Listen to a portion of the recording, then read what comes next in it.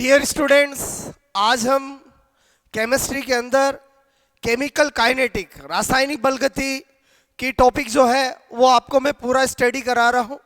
और ये टॉपिक बहुत बहुत इम्पॉर्टेंट है, चाहे आप फर्स्ट ग्रेड केमिस्ट्री का एग्ज़ाम दे रहे हो, सेकंड ग्रेड साइंस हो, या अगर कोई नीट का एग्ज़ाम देने वाला हो, या ट्वेल्थ जो आपका एग्ज़ाम देने वाला है साइंस स्टूडेंट, उसके लिए ये टॉपिक बहुत इम्पॉर्टेंट है। इस पूरे कंप्लीट टॉपिक जो कि बहुत बड़ा है, जिसको मैं ऑफलाइन के अंदर लगभग 10 से 12 दिन के अंदर स्टडी कराता हूँ, उसको मैं कोशिश करूँगा आपको कि 1-1.25 घंटे के अंदर पूरा वन शूट के अंदर आपको कंप्लीट करा दूँ। क्लियर? तो स्टार्ट करते हैं केमिकल काइनेटिक। सबसे पहले आपको पता होना चाहिए कि केमिकल काइनेटिक के अंदर सबसे पहले फंडा क्लियर होना चाहिए रेट ऑफ रिएक्शन का। अभिक्रिया की दर रेट बोलो वेलोसिटी वेग एक ही बात होता है। अब हम जानते हैं कि फिजिक्स के अंदर जो वेलोसिटी होती है वो change of displacement divide by change of time, विस्थापन में परिवर्तन और परिवर्तन में लगा समय होता है। लेकिन हमारे केमिस्ट्री के अंदर डिस्प्लेसमेंट जैसी कोई चीज़ होती नहीं है। या केमिस्ट्री के अंदर कॉन्सेंट्रेशन सांद्रता हर जगह यूज आती है। तो यहाँ पर केमिस्ट्री के अंदर जो रेट ऑफ रिएक्शन बनेगी वो क्या बनेगी? Change of concentration divide by change of time, यानी सांद्रता में परिवर्तन और परिवर्तन में लगा समय। यानी आर जो है जिसको हम रेट को रिप्रेजेंट कर रहे हैं उसको मैं क्या लिख सकता हूँ? Delta C upon delta T. At second अगर डिफरेंशिएशन फॉर्म में रखें तो R is equal to D C upon D T. अगर हम रेट की यूनिट की बात करें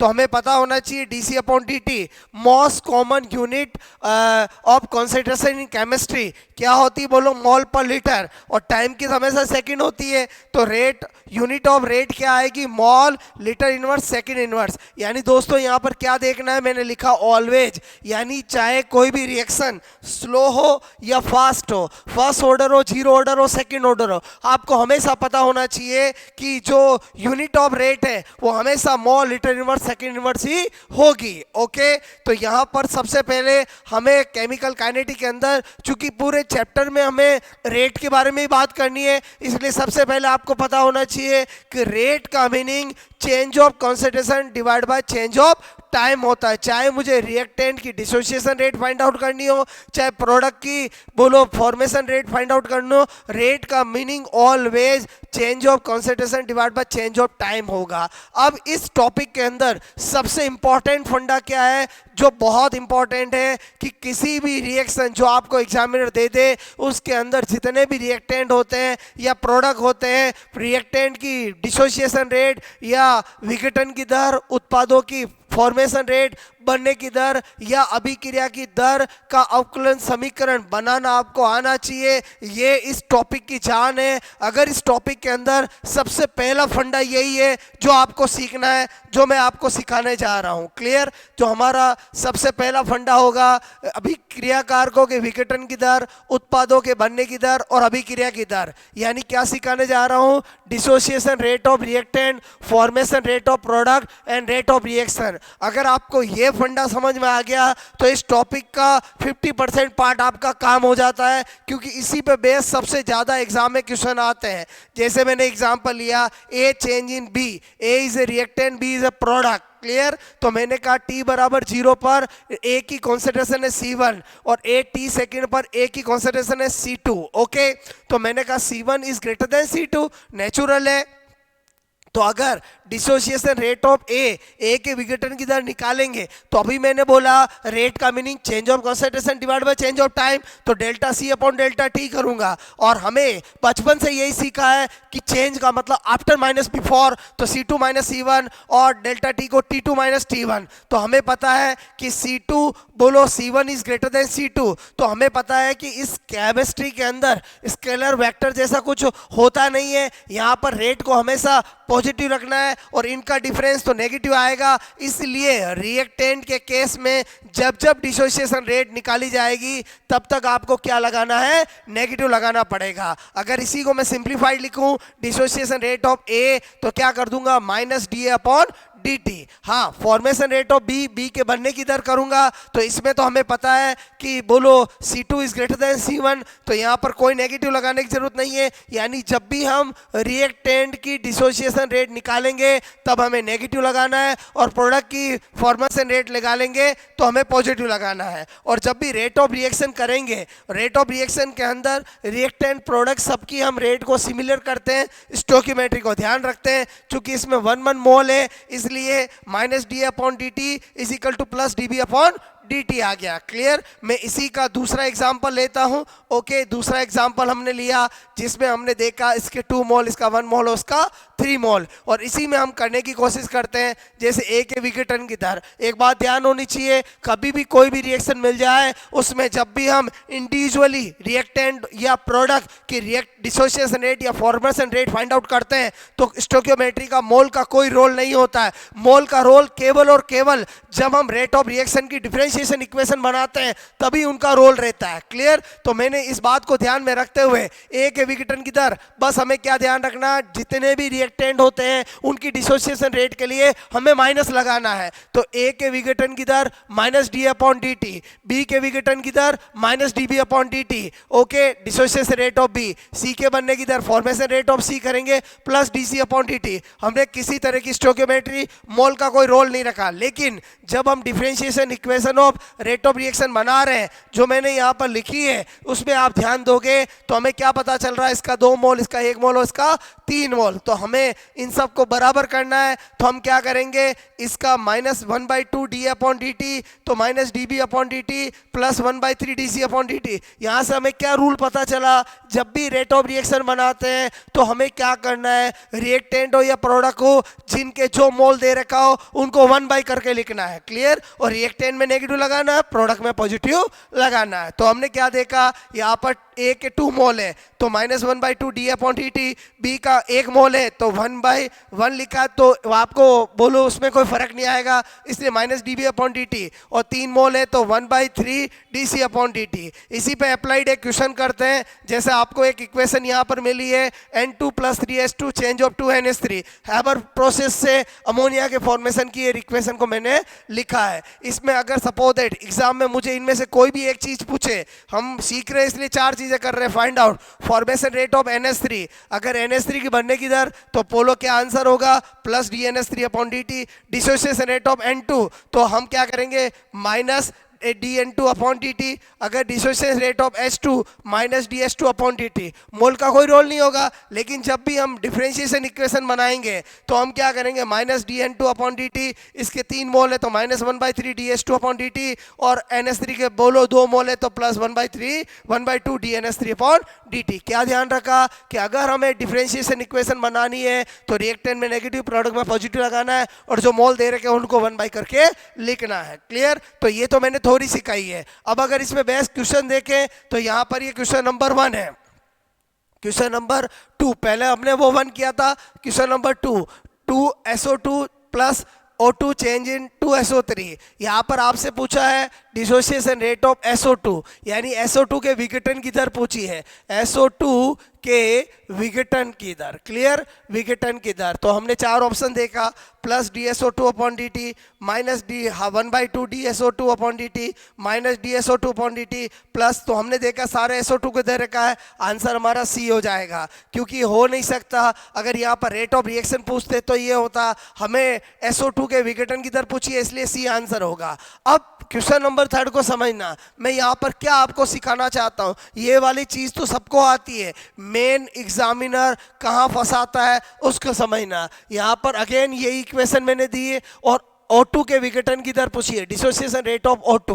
क्लियर। O2 का पूछा है तो पहला option minus DO2 upon dt दे रखा है, यहाँ पर ऑल दे रखा है, तो बाकी 2 ऑप्शन को भी चेक करेंगे, minus 1/2 DSO2 upon dt plus 1/2 DSO3 upon dt।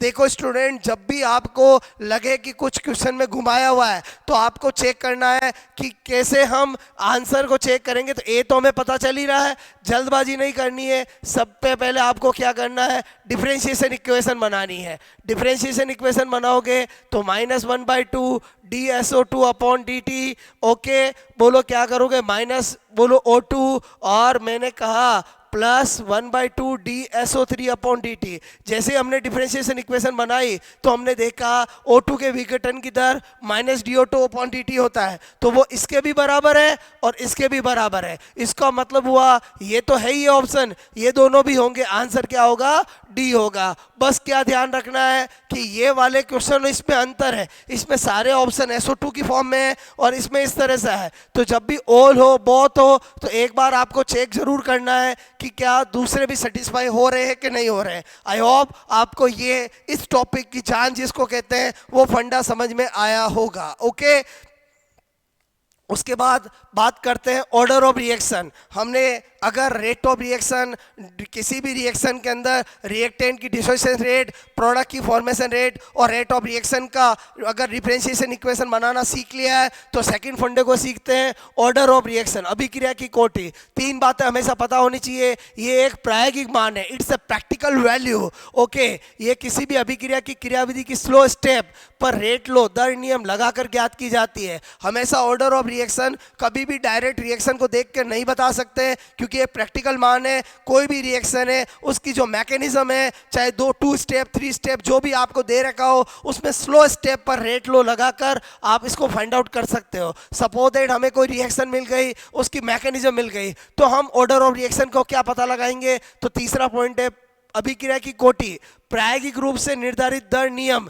ठीक है, में क्रिया कारकों की घातों के योग के बराबर होता है। यानी order of reaction is a sum of power of reactant in decided rate law. Okay, तो यहाँ पर अगर हम देखें, ये एक एग्जांपल है A+2B change in 3C। Mechanism आपको 3 स्टेप दे रखी है, 1 2 और 3। हमें किससे मतलब है, स्लो स्टेप से। एक ही स्टेप स्लो होगी, बाकी फास्ट दे रखी होगी। तो अगर अभिक्रिया की कोटि पूछी है, हाँ अब हम बता सकते हैं। तो हम क्या करेंगे, स्लो स्टेप पर रेट लो लगाएंगे। रेट लो क्या होता है कि बोलो लॉ मास एक्शन की तरह, बोलो rate of reaction is directly proportional to active mass of reactant. तो यहाँ पर ये दो रिएक्टेंट है, तो यहाँ पर अगर हम करेंगे A की पावर 1/2 B की पावर 1/2, तो अकॉर्डिंग टू हमारा बोलो रूल क्या होता है कि जो भी रेट लो होता है ये रेट लो है। क्लियर, इस रेट लो के अंदर जो भी रिएक्टेंट होते हैं उनकी घातों का सम करना है, हाफ प्लस हाफ क्या हो जाएगा, 1 हो जाएगा। ये मैंने आपको ऑर्डर ऑफ रिएक्शन से इंट्रोड्यूस किया है। आई होप आपको मेरी बात समझ में आई होगी। अगर कोई मुझे ये देख के पूछे इसकी ऑर्डर क्या होगी, मैं कहूँगा बता नहीं सकते, क्योंकि order is a practical value. Without any information, without any data हम कभी भी रिकॉग्नाइज नहीं कर सकते कि किसी रिएक्शन की ऑर्डर क्या होगी। ओके, उसके बाद नेक्स्ट फंडा है हमारा, बोलो मॉलिक्युलरिटी ऑफ रिएक्शन, अभिक्रिया की अणुकता। अगर मॉलिक्युलरिटी ऑफ रिएक्शन की बात करें, इसके लिए 3 बातें पता होनी चाहिए। ये एक सैद्धांतिक मान है, इट्स अ थ्योरेटिकल वैल्यू। उसके बाद ये डायरेक्ट अभिक्रिया में भाग ले रहे रिएक्टेंट क्रियाकारकों के मोल के योग के बराबर होती है। इसका मान कभी भी शून्य नहीं होता है। जैसे मैंने एक रिएक्शन लिखी है, okay, CH3CO C2H5H2O change in CH3COH और C2H5OH। अगर हम मॉलिक्युलरिटी देखें, इसका 1 मोल इसका 1 मोल, तो मॉलिक्युलरिटी कितनी हो गई, 2। यानी अणुकता डायरेक्ट रिएक्शन को देख के बता सकते हैं। जैसे मैंने एक रिएक्शन लिखी है N2+3H2 चेंज ऑफ 2NH3। अगर अणुकता देखें तो 1 और 3 कितना हो गया, 4 हो गया। यानी आपको पता होना चाहिए ऑर्डर ऑफ रिएक्शन अलग चीज है, मॉलिक्युलरिटी अलग चीज है। ऑर्डर ऑफ रिएक्शन एक प्रैक्टिकल वैल्यू है, मॉलिक्युलरिटी एक थ्योरेटिकल वैल्यू है। ऑर्डर ऑफ रिएक्शन को हम किसी भी रिएक्शन के मैकेनिज्म की स्लो स्टेप पर रेट लो लगाकर फाइंड आउट करते हैं, जबकि मॉलिक्युलरिटी डायरेक्ट रिएक्शन को देख के पता लगाते हैं। ओके, तो यहाँ पर आपको क्या बात समझ में आई कि कभी भी कोई रिएक्शन होगी तो रिएक्टेंट के कुछ ना कुछ मोल जरूर होंगे। इसका मतलब ये हुआ कि कभी भी मॉलिक्युलरिटी 0 नहीं हो सकती है, जबकि ऑर्डर ऑफ रिएक्शन कुछ भी हो सकता है, क्योंकि वो प्रैक्टिकल वैल्यू है। ओके, उसके बाद दोस्तों फिर अगेन फंडा आता है स्यूडो यूनिमोलिकुलर रिएक्शन, छद्म एकाणुक अभिक्रिया। आपको पता होना चाहिए डेफिनेशन, वह अभिक्रियाएं जिनकी कोटि 1 होती है तथा जिनकी मॉलिक्युलरिटी 2 होती है, उनको हम क्या बोलते हैं, स्यूडो यूनिमोलिकुलर रिएक्शन। बहुत सी बार एग्जाम में पूछ लिया जाता है स्यूडो यूनिमोलिकुलर रिएक्शन किसको कहते हैं, जिसकी ऑर्डर और मॉलिक्युलरिटी क्या होती है, ऑर्डर 1 मॉलिक्युलरिटी 2 से स्यूडो यूनिमोलिकुलर रिएक्शन कहते हैं। 2 बेस्ट एग्जाम्पल यहाँ पर बता रहा हूँ। एस्टर का अम्लीय माध्यम में जल अपघटन, hydrolysis of ester in acidic medium, और एक है इन्वर्जन ऑफ शुगर। अगर हम एग्जांपल देखें CH3CO, C2H5, H2O और आपसे मैं कहूँ acetic acid and ethyl alcohol, तो इसकी ऑर्डर 1 होती है। ये प्रायोगिक मान है। मॉलिक्युलरिटी तो 2 आपको नजर आ ही रही है, क्योंकि 1 और 1 2, तो इसका मतलब हुआ जिसकी ऑर्डर 1 मॉलिक्युलरिटी 2, वो किसका एग्जाम्पल हुआ? स्यूडो यूनिमोलिकुलर रिएक्शन का एग्जाम्पल हुआ। यहाँ पर दोस्तों ये पता होना चाहिए कि जिसको भी हम एक्सिस में ले लेते हैं उसकी हमेशा ऑर्डर क्या होती है?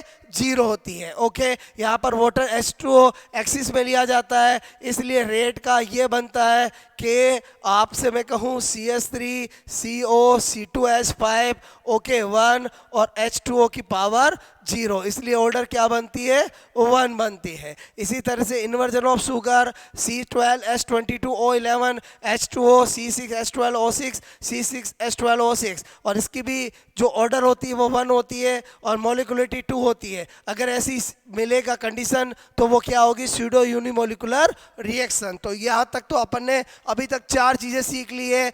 एक ऑर्डर ऑफ, एक रेट ऑफ रिएक्शन, किसी भी रिएक्टेंट की डिसोसिएशन रेट, प्रोडक्ट की फॉर्मेशन रेट, और रेट ऑफ रिएक्शन की डिफरेंशिएशन इक्वेशन कैसे बनाते हैं। ऑर्डर ऑफ रिएक्शन क्या होती है, मॉलिक्युलरिटी ऑफ रिएक्शन क्या होती है, स्यूडो यूनिमोलिकुलर रिएक्शन क्या होती है। अब क्या होता है दोस्तों, इस टॉपिक के अंदर हमें zero order, first order, second order को डिटेल स्टडी करना पड़ता है। तो हमें in zero order, first order, second order के अंदर एक फॉर्मूला रेट कांस्टेंट का याद रखना है, उसी का यूज करके सारी चीजें निकाल सकते हैं। ओके, तो सबसे पहले जीरो ऑर्डर रिएक्शन की स्टडी करते हैं।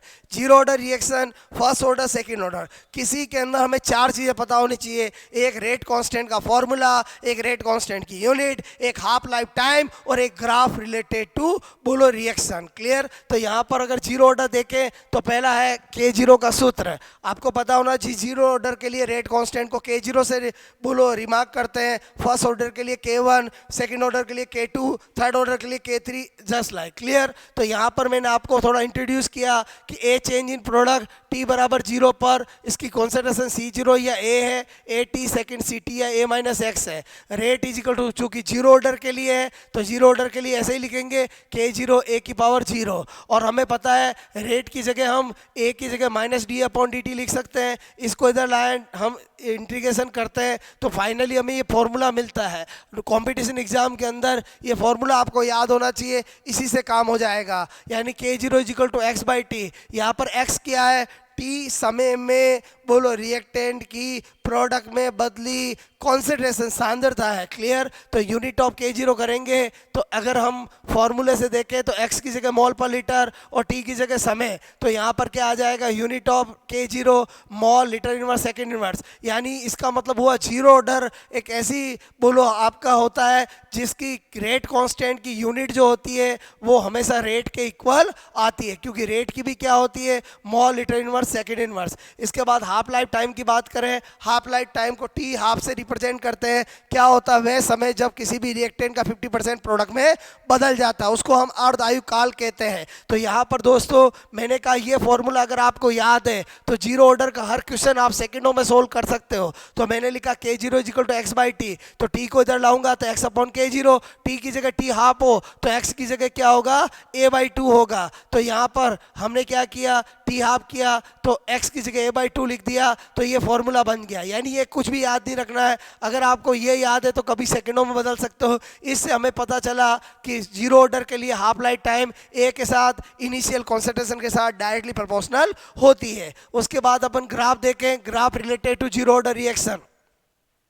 सबसे पहला ग्राफ दोस्तों बिटवीन रेट एंड ए, तो हमें पता है जीरो ऑर्डर के लिए बोलो A की पावर 0 होती है, तो इसका मतलब हुआ किसी की पावर 0 का मतलब 1, इसका मतलब हुआ कांस्टेंट रहेगा, बोलो ये सब ग्राफ बनेगा। दूसरा ग्राफ हाफ लाइफ टाइम और A के साथ, हमें पता है कि T half is equal to A/2 K0, यह भी फॉर्मूला निकाला था जीरो ऑर्डर के लिए, तो T हाफ A के साथ डायरेक्टली प्रोपोर्शनल है, तो इस तरह से आपका ग्राफ आएगा। ठीक है, A को बढ़ाने पर T हाफ बढ़ेगा। ग्राफ बिटवीन एक्स और टी, हमें पता है K zero is equal to X by T, तो X is equal to K zero T, तो के जीरो कॉन्स्टेंट है, तो एक्स और टी में कैसा रिलेशन हुआ, सीधी रेखा। आई होप आपको ये वाला भी समझ में आया होगा। क्लियर। इसी तरह से हमें क्या करना है, फर्स्ट ऑर्डर और सेकेंड ऑर्डर की स्टडी करनी है। पैटर्न फिक्स हो गया कि हमें किसी भी ऑर्डर के लिए सबसे पहले रेट कांस्टेंट का फॉर्मूला पता होना चाहिए, फिर यूनिट पता होनी चाहिए, फिर हाफ लाइफ टाइम पता होना चाहिए, फिर ग्राफ पता होना चाहिए। सबसे इंपॉर्टेंट अगर कुछ होता है तो वो फर्स्ट ऑर्डर का ही होता है, क्योंकि इसी से सबसे ज़्यादा क्वेश्चन बनते हैं। ए चेंज इन प्रोडक्ट टी बराबर 0 पर initial concentration is A and after A T second A minus x. Okay, rate constant का फॉर्मूला ये आपको याद होना चाहिए, बहुत इंपॉर्टेंट है, इसी से सारा काम होगा। K one is equal to 2.303 upon T log A upon A minus x. A क्या होता है, इनिशियल कॉन्सेंट्रेशन, और ए माइनस एक्स क्या होता है, concentration at T second. Okay, यहाँ पर अगर हम यूनिट ऑफ के वन देखें दोस्तों, किसी भी ऑर्डर की रिएक्शन के रेट कांस्टेंट का बोलो यूनिट निकालने के दो तरीके होते हैं, एक होता है फॉर्मूला मेथड, एक होता है क्लासिकल मेथड। फॉर्मूला मेथड, ये फॉर्मूला मैंने यहाँ पर लिखा है, इसी से करेंगे तो ये तो कांस्टेंट चीज़ है, टी का सेकंड लिख दिया, ऊपर मोल पर लीटर से कट गया, इसका मतलब यूनिट क्या आ गई, सेकंड इनवर्स। सबसे ज़्यादा कंपटीशन एग्जाम में यही पूछी जाती है, लेकिन इससे भी इजी मेथड है क्लासिकल मेथड। आपको पता है फर्स्ट ऑर्डर का निकालना है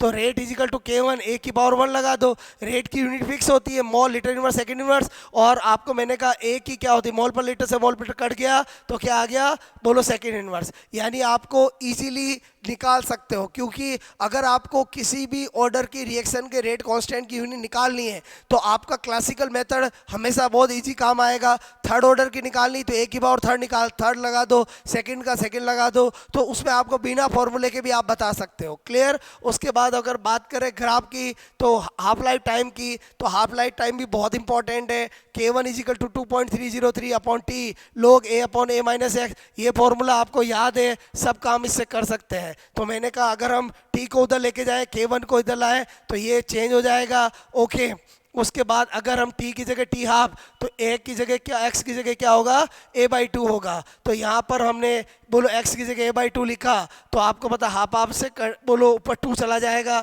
और यहाँ पर लॉग 2 की वैल्यू 0.3010 होती है, उसको रखेंगे तो ये आ जाएगा। और ये बड़ा इंपॉर्टेंट है कि आपको इसको देख के पता चल रहा है कि फर्स्ट ऑर्डर जो रिएक्शन होती है उसकी हाफ लाइफ टाइम बोलो कभी भी इनिशियल कॉन्सेंट्रेशन पे डिपेंड नहीं करती है, और 0.693 अपॉन के वन होती है। जितनी भी रेडियो एक्टिव रिएक्शन है वो सब फर्स्ट ऑर्डर रिएक्शन की हुई एग्जांपल होती है। क्लियर।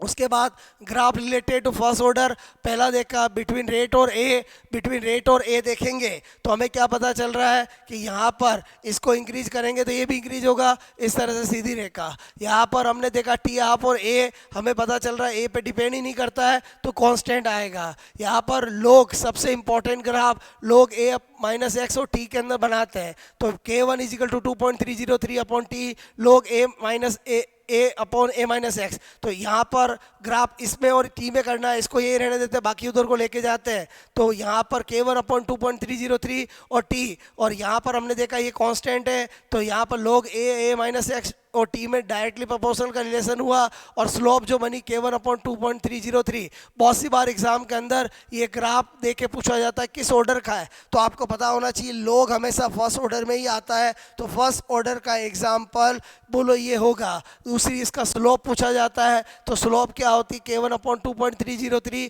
बोलो बहुत सी बार। और बहुत सी बार फर्स्ट ऑर्डर के लिए आपको रेट कांस्टेंट की वैल्यू दे दी जाती है, और आपको ये ग्राफ को देखकर पूछते हैं स्लोप की वैल्यू क्या होगी, तो ये फॉर्मूला अगर आपको याद होगा स्लोप का तो आप कर सकते हो। क्लियर। तो आई होप आपको ये फर्स्ट ऑर्डर भी समझ में आया होगा। सेम इसी तरह से सेकंड ऑर्डर की स्टडी करें।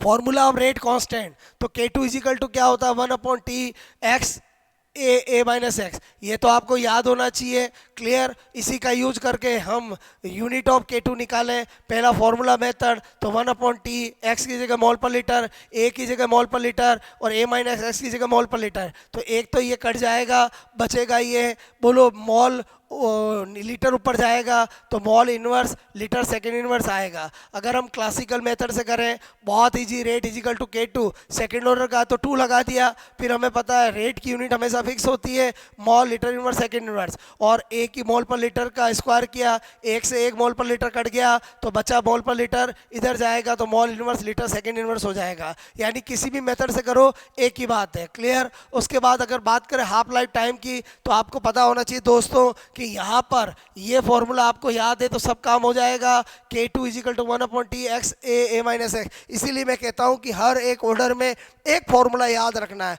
वो है रेट कांस्टेंट का। अगर वो याद है तो सारे क्वेश्चन सेकंडों में किए जा सकते हैं। उसके बाद मैंने कहा अगर टी को इधर लाऊंगा तो K2 को इधर ले आऊँगा, टी की जगह टी हाफ तो आपका x की जगह a/2 होगा, या t की जगह t हाफ किया तो x की जगह a/2, इस x की जगह a/2, a में से एक में से आधा गया, आधा आधा आधा कट गया तो ये आपका ये आ गया। और इसको देख के पता चलता है कि सेकंड ऑर्डर के हाफ लाइफ टाइम a के साथ इनवर्सली प्रोपोर्शनल का रिलेशन रखती है। ग्राफ का देख के सेकंड ऑर्डर के लिए तो रेट और a2 के अंदर ऐसा डायरेक्टली आएगा, और t हाफ और a में करेंगे चूंकि इनवर्सली रिलेशन है इसलिए इस तरह से आएगा, क्लियर।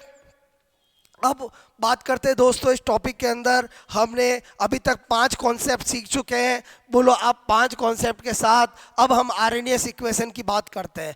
बहुत बहुत इंपॉर्टेंट है। आरएनएस ने बोलो रेट कांस्टेंट और टेम्परेचर में रिलेशन बताने के लिए एक इक्वेशन दी जिसे आरएनएस इक्वेशन कहा जाता है। और आरएनएस इक्वेशन का मूल रूप यही है, K is equal to A E बोलो माइनस E/RT। यहाँ पर हमें पता चला टेम्परेचर इंक्रीज करने पर रेट कांस्टेंट इंक्रीज होता है, ये मूल समीकरण है, क्लियर। अभी इसके बहुत सारे रूप बनाएंगे। E क्या है, यहाँ सक्रिय ऊर्जा एक्टिवेशन एनर्जी, R क्या है, यूनिवर्सल गैस कांस्टेंट जिसकी value 8.3 joule mall inverse kelvin inverse, T temperature है, क्लियर। अब दोस्तों यहाँ पर यहाँ A क्या है, इसको आरएनएस, ठीक है, आरएनएस नियतांक भी कहते हैं, ठीक है, नियतांक या पूर्व आपसे मैं कह रहा हूँ चर घातांकी, ठीक है, घातांकी नियतांक, प्री एक्सपोनेंशियल फैक्ट बोलो कांस्टेंट भी कहते हैं, ओके। उसके बाद अगर हम स्पेशल नोट बताया, एक्टिवेशन एनर्जी केवल और केवल कैटलिस्ट पर निर्भर करती है, क्लियर। अगर किसी रिएक्शन की लो एक्टिवेशन एनर्जी है तो वो रिएक्शन फास्ट होगी, और हाई एक्टिवेशन एनर्जी तो रिएक्शन स्लो होगी। उल्टा सीधा थ्योरेटिकल क्वेश्चन आ जाता है, किसी रिएक्शन के फास्ट होने पर उसकी एक्टिवेशन एनर्जी होती है, तो अगर आपको ये दिया तो पता होना चाहिए लो और लो एक्टिवेशन एनर्जी वाले की रिएक्शन की कैसी होती है, फास्ट होती है, क्लियर। अब हम आरएनएस इक्वेशन के बहुत सारे रूप देखते हैं। ओरिजिनल रूप तो ओरिजिनल फॉर्म तो यही है, ओके।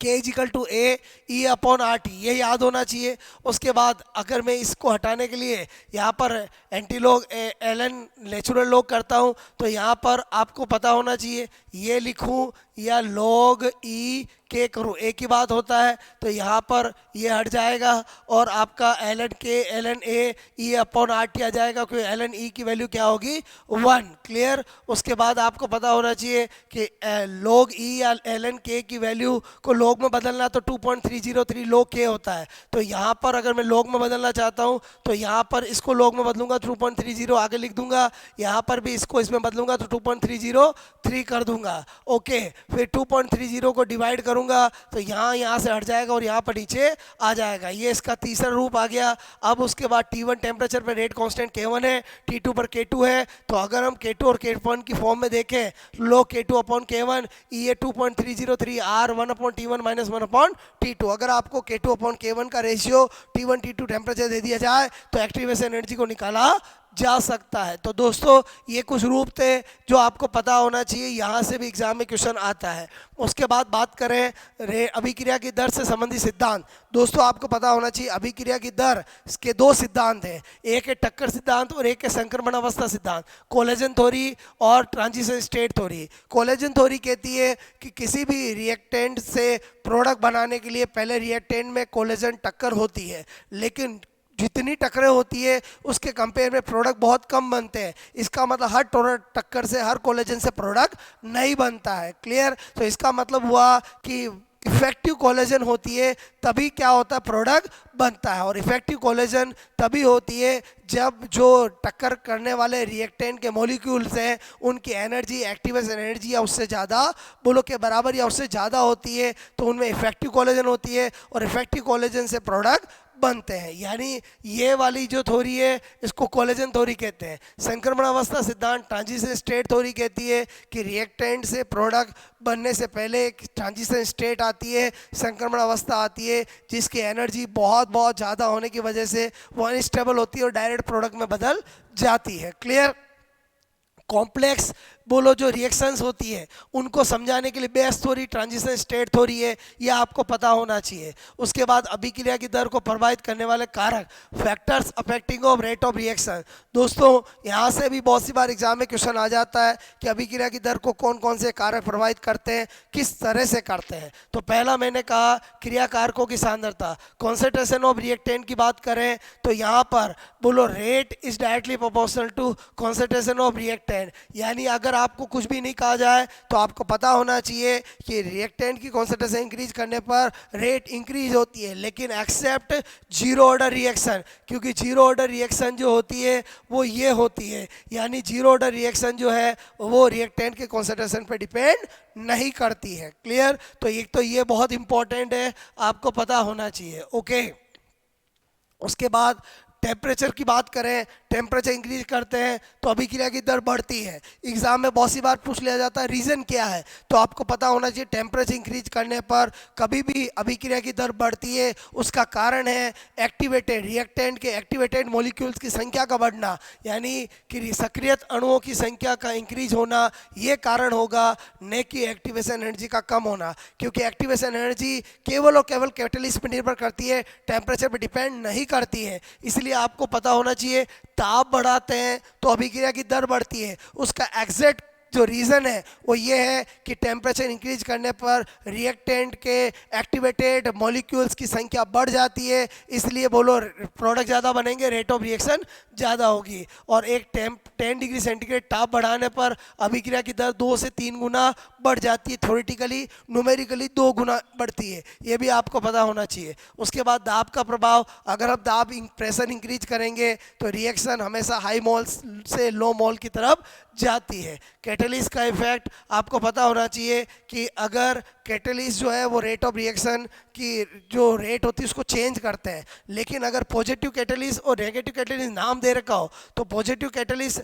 अभिक्रिया की दर को बढ़ाते हैं, कारण क्या होगा, सक्रियण ऊर्जा को कम करके। नेगेटिव कैटलिस्ट अभिक्रिया की दर को घटाते हैं, कैसे बढ़ा, बोलो सक्रियण ऊर्जा को बढ़ाकर। तो दोस्तों मैंने एक आपको पूरा जो चैप्टर जो कि अपने आप में बहुत बहुत लार्ज चैप्टर है, मैं अगेन बता दूं, उसको मैंने शॉर्ट समराइज करके लगभग आपको मैंने आधा घंटे के अंदर पूरा चैप्टर कराया है। अगर आप इसको सुपर फास्ट तरीके से बोलो 2-3 बार रिवीजन करोगे तो आपके फंडे बहुत क्लियर हो जाएंगे। ओके, तो आई होप आपको ये जो मैंने लेक्चर आपको बताया वन शूट इस टॉपिक का किया ज़रूर समझ में आया होगा। कमेंट्स करके बताएं कैसा लगा आपको ये लेक्चर। ओके, और इसी तरह से पढ़ते रहें और मस्त रहें, क्योंकि साइंस बहुत इजी है, डिपेंड करता है कि आपका नज़रिया सही हो जाए। आपको हर एक टॉपिक को लगे कि यार टॉपिक बहुत इजी होते हैं अगर आपके फंडे क्लियर हो जाए। Okay, best of luck.